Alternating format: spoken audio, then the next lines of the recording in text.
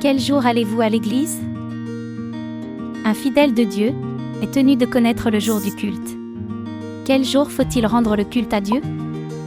D'après la Bible, c'est le sabbat du 7e jour. Voyons Exode chapitre 20, verset 8. Souviens-toi du jour du repos, pour le sanctifier. Mais le 7e jour est le jour du repos de l'Éternel, ton Dieu. Dieu a fixé le 7e jour comme sabbat et a établi le 4e des 10 commandements. Souviens-toi du jour du repos, pour le sanctifier. Pourquoi Dieu nous a-t-il dit « Souviens-toi du jour du repos, pour le sanctifier » Voyons Exode chapitre 31, verset 13. Vous ne manquerez pas d'observer mes sabbats, car ce sera entre moi et vous, et parmi vos descendants, un signe auquel on connaîtra que je suis l'Éternel qui vous sanctifie. Comme ce verset le dit, c'est parce que le sabbat sert de signe entre Dieu et nous. Alors, quel jour est le sabbat du 7e jour? Nous pouvons nous renseigner à travers plusieurs documents. D'abord, consultons le dictionnaire de la langue française.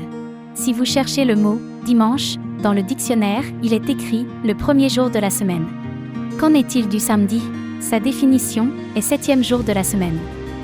D'après le dictionnaire, le 7e jour n'est pas le dimanche, mais le samedi. Ensuite, voyons ce qui est écrit dans le livre « La foi de nos pères », publié par l'Église catholique qui rend le culte le dimanche.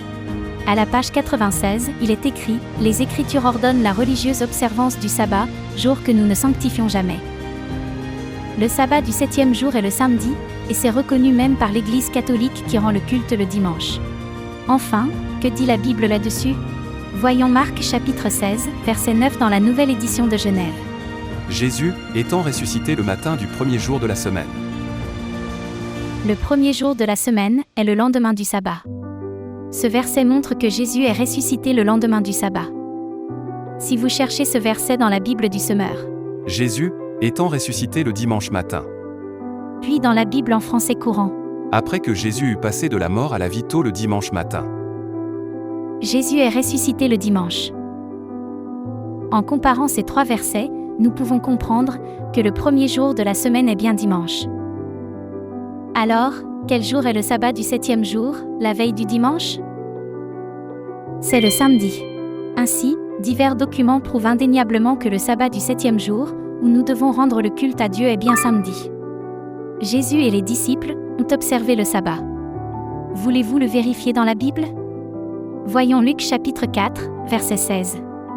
Il se rendit à Nazareth, où il avait été élevé, et, selon sa coutume, il entra dans la synagogue le jour du sabbat. Il se leva pour faire la lecture. Jésus a observé le sabbat selon sa coutume. S'il l'avait observé une ou deux fois, aurait-il pu dire que c'était sa coutume? Non. Jésus a donné l'exemple en observant le sabbat chaque semaine. Le Nouveau Testament témoigne donc que Jésus a observé le sabbat. Ensuite, voyons Actes chapitre 17, verset 2. Paul y entra, selon sa coutume. Pendant 3 sabbats, il discuta avec eux, d'après les Écritures.